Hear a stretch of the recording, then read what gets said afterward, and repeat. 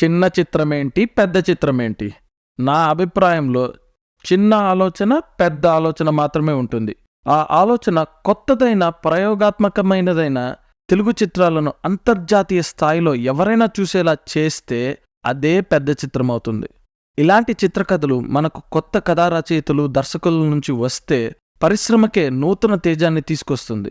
తెలుగు చిత్రాల భవిష్యత్తు బాగానే ఉంటుందని భరోసానిస్తుంది. ఇదంతా నేను ఇప్పుడు ఎందుకు చెప్తున్నానంటే, నేను ఇప్పుడే ఒక కొత్త చిత్ర టీజర్ చూశాను. ఆ చిత్రం పేరు నింద. ఆ భరోసానిచ్చిందని చెప్పాలి. ఎందుకలా అనిపించిందబ్బా అని అడిగితే చెప్తాను, ఆగండి. ఇది ఒక నూతన కథకుడు తీసిన చిత్రమా అని ఆశ్చర్యం తెప్పించింది.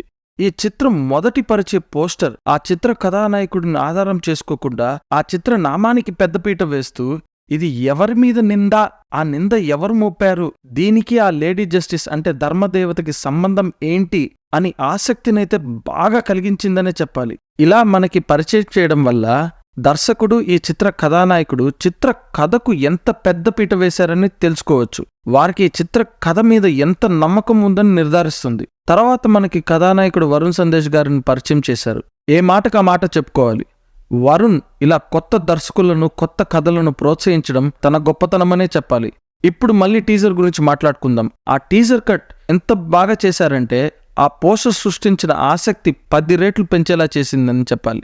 ఎలా అలా చేయగలిగిందంటే, మొదట్లోనే తనికెళ్లభరణి గారి పాత్రతో మన జీవన గమనంలో ఎక్కువ మంది తరచూ మన మదిలో మదిలే భావాన్ని సాధారణ మాటలతో లోతైన తత్వాన్ని తెలియజేశారు. అదేంటంటే, కొన్నిసార్లు తప్పని తెలిసినా చెయ్యక తప్పలేదు అనే మాట ఎవరైనా వెంటనే పోల్చుకునే మాట. కాబట్టి ఏంటి ఆ తప్పు, ఆయన ఎందుకు చేశారో అనే ఆసక్తిని అమాంతం పెంచేస్తుంది.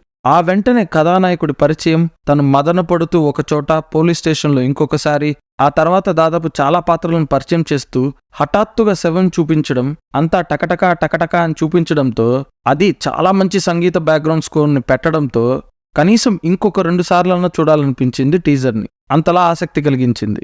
అలానే బ్యాక్గ్రౌండ్ స్కోర్లో సంకెళ్ళు వీడే, సందేహం పోయే అని పెట్టడం ఇంకా ఆసక్తిని కలిగించిందనే చెప్పాలి.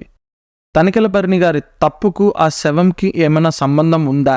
ఆయనే చేశాడా, లేకపోతే చేయించాడా, లేక ఆయన మీద ఆ నింద పడిందా? వరుణ్ ఈ కథలో ఎవరు? ఇలా మనకు చాలా ప్రశ్నలు తలెత్తుతుంది. మనం కథను పసిగట్టడం అసాధ్యం అనిపించింది ఈ టీజర్తో. ఇది ఖచ్చితంగా ఏదో సస్పెన్స్, మర్డర్ మిస్టరీ, థ్రిల్లర్ శైలిలో ఉన్న చిత్రంలా ఉందనిపిస్తుంది.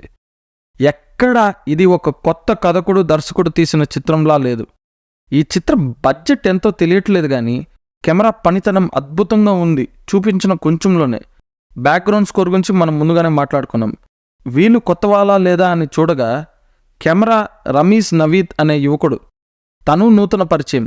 ఆయన తన ఇన్స్టాగ్రామ్లో మై డెబ్యూ ఫిల్మ్ నిందా ఫ్రేమ్ గ్రాబ్స్ అని ఈ చిత్రంలోని సీన్స్ని షేర్ చేశారు. అలానే సంగీత దర్శకుడు తెలుగులో మొదటి పరిచయం అవ్వచ్చేమో తెలియదు కానీ ఆయన పేరు సంతు ఓంకార్. తమిళ చిత్రాల్లో చేశారేమో, అలానే స్వతంత్రంగా సంగీత వీడియోలు చేసినట్లుగా తెలుస్తుంది. వరుణ్ సందేశ్ గారికి పెద్ద విజయం దక్కాలని, మళ్ళీ ఆయన హ్యాపీ డేస్, కొత్త బంగారు లోకం నాటి వైభవం రావాలని కోరుకుంటూ సెలవు. మీకు మా విశ్లేషణ నచ్చితే మీ ప్రేమను మాకు తెలపడానికి లైక్ చేయండి. ఆ ప్రేమను పంచడానికి షేర్ చేయండి. మీ ఆశీర్వాదం మాకు ఇవ్వడానికి సబ్స్క్రైబ్ చేయండి. మరొక విశ్లేషణతో కలుద్దాం. అప్పటి వరకు మీ ప్రేమకు ధన్యవాదములు.